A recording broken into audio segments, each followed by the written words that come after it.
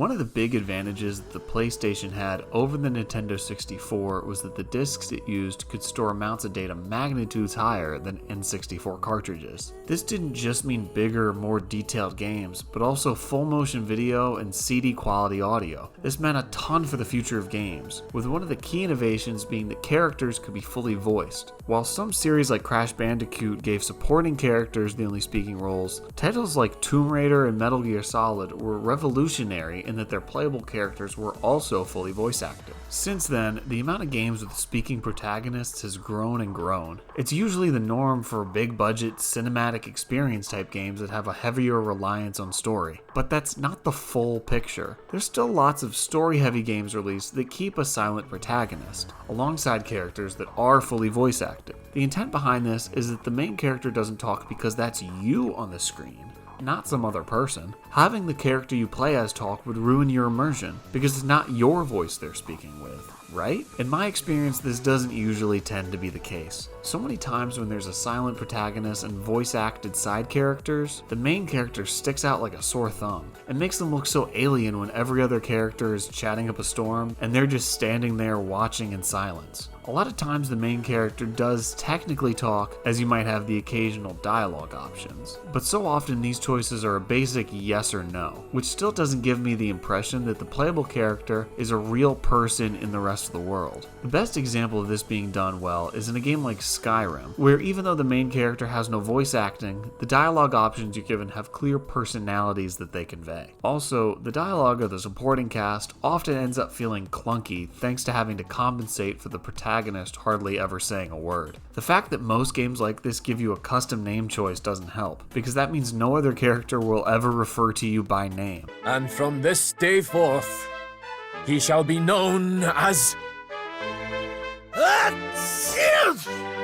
There's so many conversations that end up awkward sounding because supporting characters have to cover all of the information that the main character would be saying if they just talked the same as everyone else. But despite all this, you're still the main character, the one everyone admires and looks to for guidance. Why would they be subordinate to someone who never speaks or makes any meaningful decisions? Don't worry about it. It's because you're the chosen one. That's all there is to it. However, one game that uses a silent protagonist just about as good as any game can is Metroid Prime. Samus doesn't speak a word throughout the course of the game, and it would feel bizarre if she did, but that doesn't mean she's lacking in character. The way Metroid Prime handles Samus' characterization is nothing short of absolute gracefulness, and despite it coming out originally in 2002, it's advanced in ways that even modern games don't attempt to be. When taking a quick glance at the game, it can be misinterpreted as just another sci-fi shooter with a generic space marine protagonist. But it's all about the subtle touches that you begin to notice while playing. Individually they might not seem like much, but over the course of the game they paint a beautiful picture of who Samus is. The most obvious one is the visor's overlay,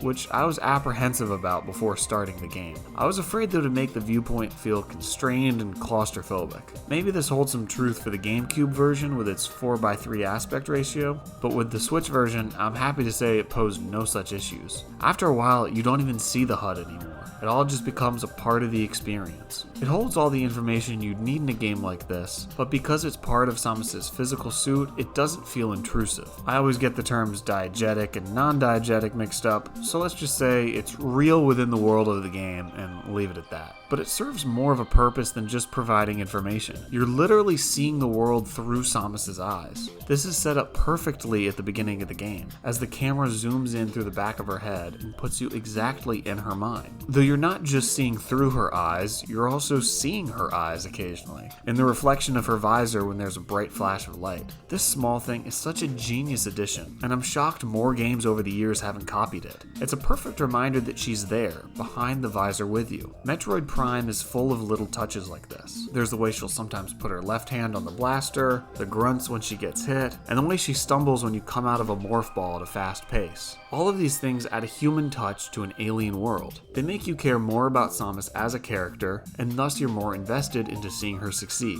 The fact that there's no voiced characters to star opposite of Samus does help a ton in not making her stick out as silent. There's a feeling of isolation that the game brings that makes her personality elements all the more welcome. I know that in Metroid Other M, Samus does talk, and it's not something many fans of the Metroid series are fond of. Now, I haven't played that game, so I'm not going to pretend to know how well it works, but I have a hard time imagining a voiced Samus working better than the silent Samus in Metroid Prime. It's not to say a more fleshed out character for her wouldn't work, but Metroid Prime executes it so well that it's hard to top such greatness. I'm not opposed to a future Metroid title taking a more story-driven approach, and there's clearly a lot of lore there that could work well in a more involved narrative. But if and when the developers decide to go that route, I hope they take great care in ensuring that the character of Samus works with the story, not against it. A silent protagonist can work well in a game like Metroid Prime, but that's not true for every title. Too many games keep their playable character's mouth sewn shut in pursuit of greater immersion, but so often this creates a protagonist that sticks out so much it's hard to take them seriously. There's a lot that game developers can take as lessons from Metroid Prime, not just the fantastic level design, music, and narrative delivery. It proves that for a silent protagonist to work, the game needs to require it.